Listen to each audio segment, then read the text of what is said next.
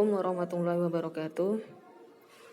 Alhamdulillahirabbil alamin wassalatu wassalamu ala asyrofil anbiya'i wal mursalin sayyidina Muhammadin wa ala alihi washabihi ajmain amma ba'du. Alhamdulillahirabbil alamin, pada pertemuan yang ke-6 kita bisa kuliah kembali dalam keadaan daring.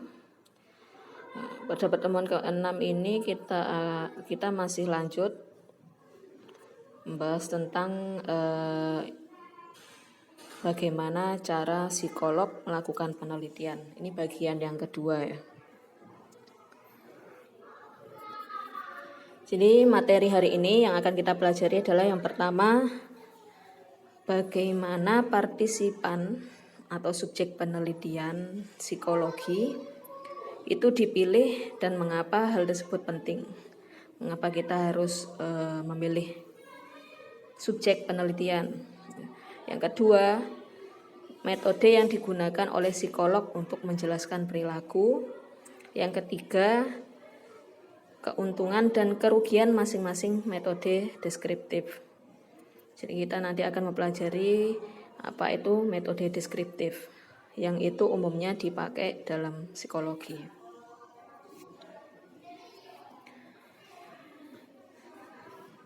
Studi deskriptif itu digunakan untuk menetapkan fakta-fakta, untuk mencari fakta-fakta. Para psikolog mengumpulkan fakta untuk mendukung hipotesisnya. Yang kemarin kita pelajari bagaimana cara ini mengambil hipotesa itu. Jadi mengumpulkan fakta untuk mendukung hipotesisnya itu menggunakan metode yang berbeda-beda, tergantung jenis pertanyaan yang ingin mereka jawab. Jadi metodenya nggak sama. Yang kedua, metode-metode itu secara khusus tidak saling berkaitan satu sama lain.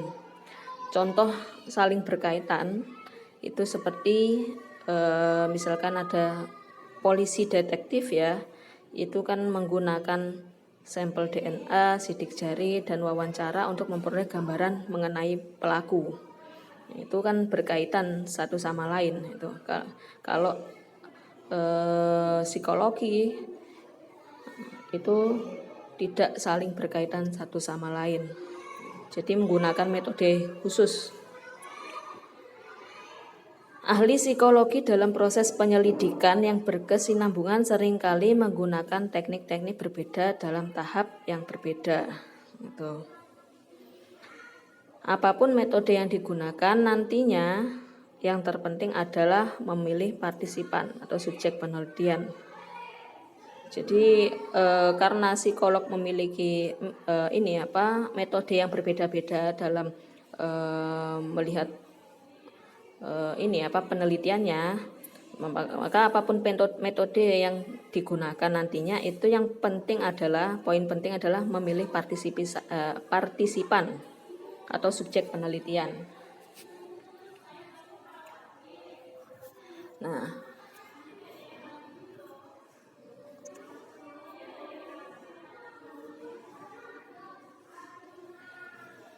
subjek penelitian harus representatif sampel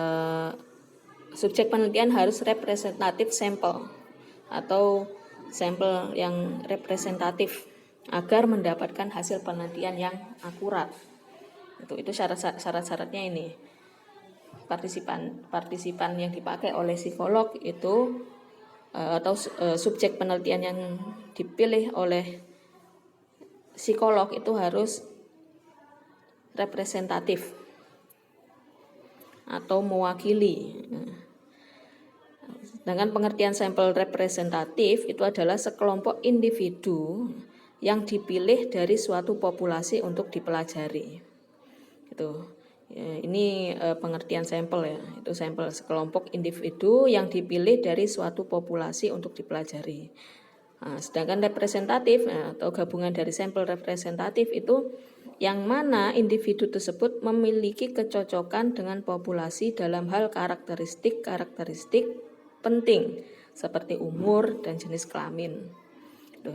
Jika ingin mendapatkan sampel yang representatif, idealnya adalah kelompok partisipan atau subjek penelitian itu lebih besar dari populasi yang ingin diteliti. Jadi ketika kita ingin meneliti sesuatu, maka partisipannya atau subjek penelitiannya itu harus lebih banyak dari yang diteliti. Gitu.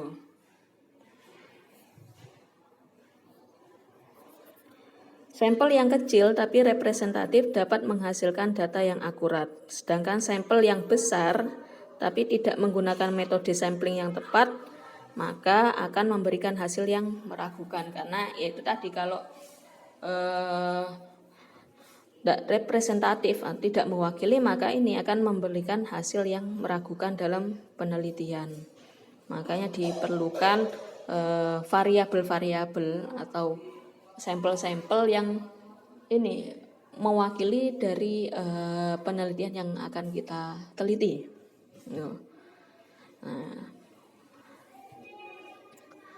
Akan tetapi, ini dalam prakteknya ketika meneliti perilaku manusia atau topik lain selain perilaku manusia, para psikolog, enggak cuma psikolog sih, ada peneliti secara umum itu lebih sering menggunakan sampel yang mudah. Seperti mahasiswa perguruan tinggi dibanding sampel populasi umum. Sebab konsekuensi yang dihadapi itu lebih kecil, namun yang perlu dihati-hati adalah ketika nantinya mengambil kesimpulan terkait orang secara umum. Itu. Jadi umumnya orang-orang yang melakukan penelitian itu biasanya memakai sampel yang mudah. Yang mudah ya artinya yaitu kita memakai teman sendiri untuk dijadikan sampel itu. Biasanya sering orang-orang yang meneliti, entah itu skripsi, tesis, itu kan kalau memang dia memakai survei atau observasi yang dijadikan subjek itu temannya sendiri atau mahasiswa-mahasiswa, karena itu kan gampang ya. Kalau di WA itu kan biasanya membantu teman saya yang sedang melakukan penelitian, isi kuesioner, isi kuis yang ada di link di bawah ini, biasanya itu sering terjadi. Padahal ini kalau ini sebenarnya itu mudah dilakukan, tapi juga ada ada permasalahan. Jadi ketika kita memakai sampel yang mudah didapatkan untuk mahasiswa-mahasiswa, yang perlu dihati-hati adalah ketika nantinya mengambil kesimpulan terkait orang secara umum. Misalkan penelitian kita kita meneliti tentang sebuah populasi di masyarakat atau sebuah kelompok di masyarakat atau perilaku orang dengan misalkan contoh ya ini ada kita meneliti orang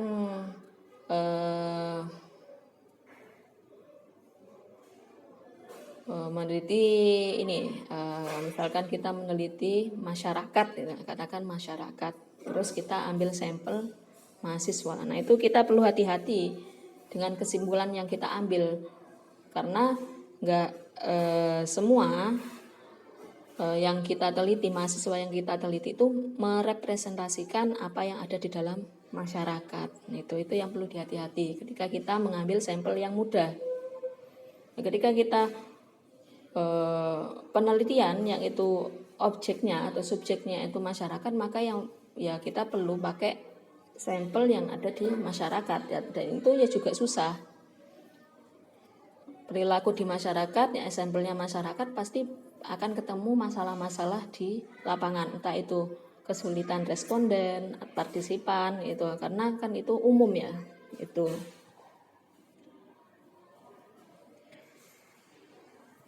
Kemudian metode deskriptif. Metode deskriptif adalah metode-metode yang memungkinkan para peneliti untuk menggambarkan dan memprediksikan perilaku tanpa perlu memberikan sebuah penjelasan tertentu. Metode ini sering dipakai dalam penelitian psikologi. Ini. Jadi bukan dalam bentuk statistik ya atau angka-angka. Jadi itu lebih ke metode yang menggambarkan dan memprediksikan perilaku tanpa perlu memberikan sebuah kejelasan tertentu. Metode deskriptif dapat mencakup studi kasus, studi observasi, tes psikologi, survei, maupun metode korelasi. Ini metode korelasi dijelaskan dalam pertemuan selanjutnya. Jadi yang ada dalam metode deskriptif itu ada berkaitan dengan studi kasus. Studi kasus atau case study, case history itu deskripsi mendetail mengenai perilaku individu. Jadi mengamati suatu perilaku individu, mendeskripsikan. Nah, studi kasus ini sering digunakan oleh para praktisi klinis, psikoterapi. Jadi meliti seseorang melalui sebuah kasus. Studi kasus dapat dijadikan sebagai cara mengeksplorasi topik-topik penelitian baru, serta ketika mengajukan serangkaian pertanyaan yang sulit dijawab melalui metode lainnya. Contoh yang menggunakan studi kasus, ini manfaat studi kasus ya. Contoh kasus pasien yang mengalami cedera otak. Misalkan ada kasus pasien yang mengalami cedera otak. Nah, kasus ini membantu kita ketika kita meneliti orang yang cedera otak gitu. Ini dalam bidang biologi ya. Jadi ketika ada kasus orang mengalami cedera otak, terus kemudian kita teliti. Nah, manfaatnya adalah kita bisa mengetahui informasi-informasi selain yang kita teliti itu. Oh, berarti di otak ada ini. Oh, di otak ada lapisan ini ya. Itu karena kita mempelajari ini dari kasus studi otak itu tadi. Jadi sebuah kasus. Nah, timbulnya informasi-informasi lain. Kekurangan dari studi kasus itu adalah informasi yang dibutuhkan sering tidak didapatkan atau sulit diinterpretasikan. Gitu. Misalkan ada kasus Jenny. Kasus Jenny itu kasusnya seorang anak kecil usia 3 tahun yang itu dia mengalami kekerasan. Jadi orang tuanya itu KDRT. Ibunya itu mengalami KDRT, terus bapaknya itu ketika dia itu ngomong, nah ayahnya itu tidak segan-segan untuk memukul. Nah itu akhirnya dia menjadikan diri anak itu sampai minim informasi, artinya dia sampai nggak bisa bagaimana cara BAB, terus bagaimana cara seperti dilakukan oleh manusia umumnya itu. Nah, dengan studi kasus itu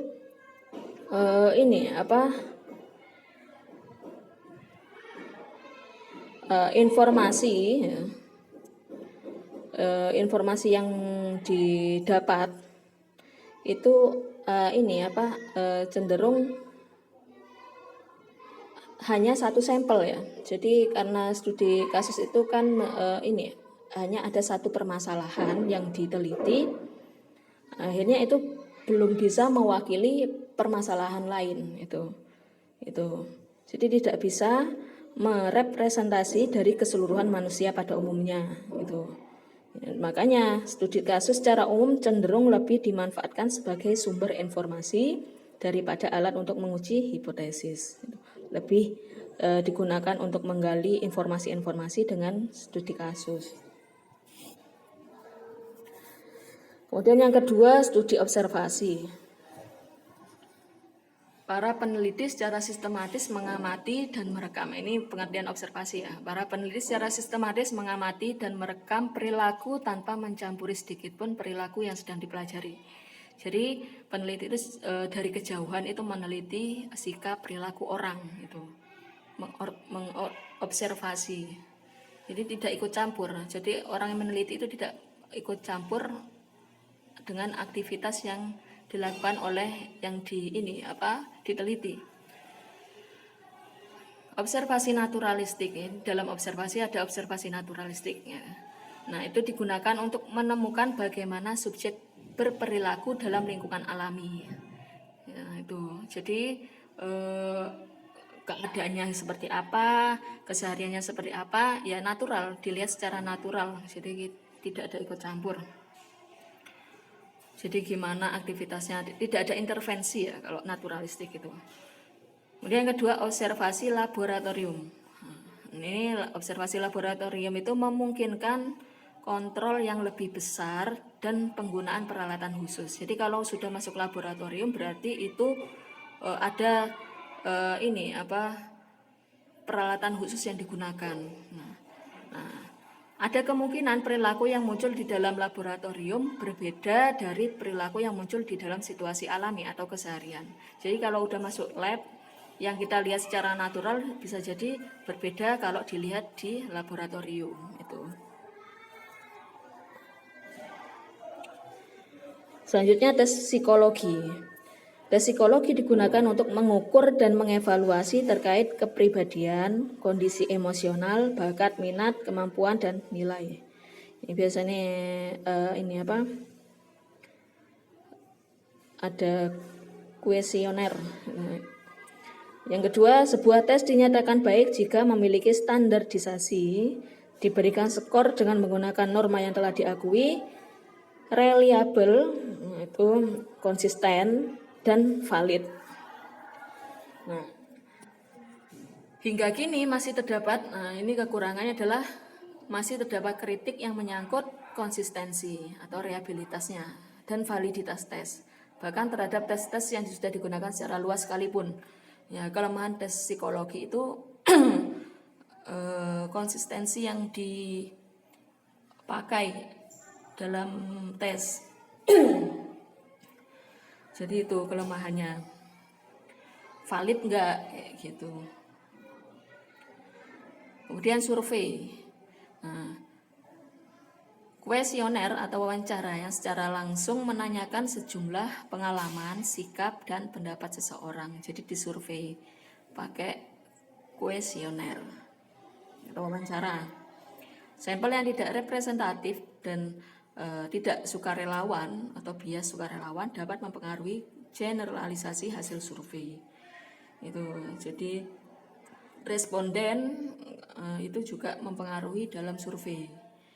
Temuan-temuan yang diperoleh juga dapat dipengaruhi oleh kebohongan yang kadangkala dilakukan oleh responden, kesalahan dalam mengingat, atau kesalahan dalam menginterpretasikan pertanyaan yang diajukan. Ini kelemahan dari survei. Kalau respondennya itu terpaksa, kadang dia memberikan fakta-fakta atau data-data secara bohong. Itu kelemahannya. Kemudian teknologi dan penggunaan internet dapat membantu para psikolog meminimalkan sebagian masalah ini ya. Masalah ini tadi ini masalah yang ada kadangkala kesalahan dalam mengingat, kebohongan, kesalahan dalam menginterpretasikan. Nah itu bantuan teknologi atau internet pengguna internet dapat membantu para psikolog meminimalkan sebagian masalah. Tetapi hal ini juga memberi tantangan baru yang terkait dengan metodologi. Ini. Nah, juga sebaiknya kita juga berhati-hati terhadap tes yang terdapat di internet karena tidak semua tes tidak semua tes tersebut memenuhi standar ilmiah. Kadang-kala tes-tes yang ada di internet itu enggak memenuhi standar ilmiah. Standar ilmiah itu yang kemarin sudah dijelaskan. Itu jadi perlu dihati-hatikan. Silakan kalian pelajari lagi. Jadi tidak melulu hasil dari PowerPoint ini ya. Jadi kalian baca buku-buku yang lain juga. Gitu. Kurang lebihnya saya mohon maaf. Assalamualaikum warahmatullahi wabarakatuh.